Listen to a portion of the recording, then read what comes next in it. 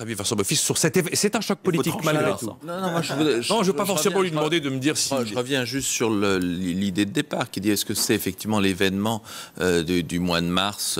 Bien sûr que c'est l'événement du mois de mars. Je fais une petite parenthèse parce qu'il y a eu une petite pique, cher Nicolas, dans votre lecture comparée de la une du Nouvel Obs sur Marine Le Pen et la une du supplément télé sur Dominique Strauss-Kahn. Vous savez que le Nouvel Obs, c'est une maison qu'on aime bien à Challenge, c'est notre maison mère. Donc, mais c'est pas pour ça que je dis. C'est pas une critique. Non, c'est tout à fait injuste parce que dire, le supplément télé a une vocation très simple de parler des émissions télé.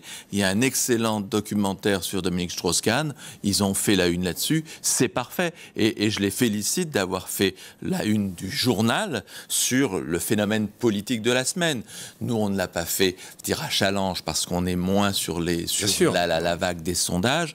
Mais bien évidemment que immédiatement, quand on a vu Marine Le Pen arriver au-delà de 20%, on s'est dit quel est le traitement pour Challenge. Je vais vous le dire, le traitement pour Challenge, il est extrêmement simple. C'est le même que celui que nous avons employé vis-à-vis de Besancenot.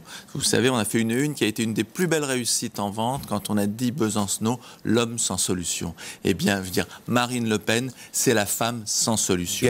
Et nous allons le montrer, et avec le point le plus simple et le plus basique de sa logique, qui est sortons de l'euro.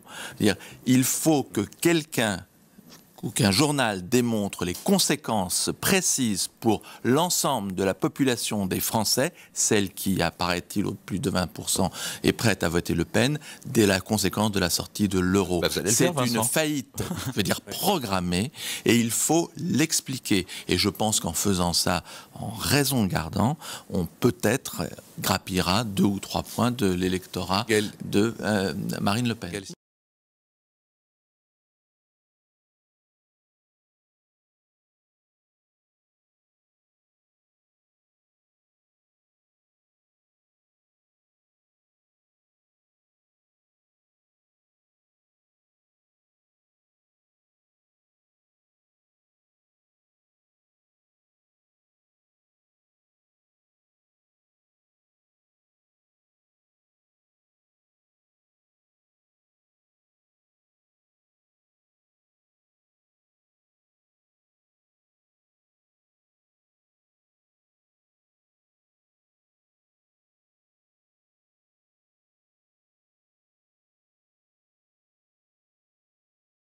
Il faut que quelqu'un ou qu'un journal démontre les conséquences précises pour l'ensemble de la population des Français, celle qui, apparaît-il, au plus de 20%, est prête à voter Le Pen, dès la conséquence de la sortie de l'euro. C'est une faillite, je veux dire, programmée, et il faut l'expliquer. Et je pense qu'en faisant ça, en raison gardant, on peut-être grappillera 2 ou 3 points de l'électorat de Marine Le Pen.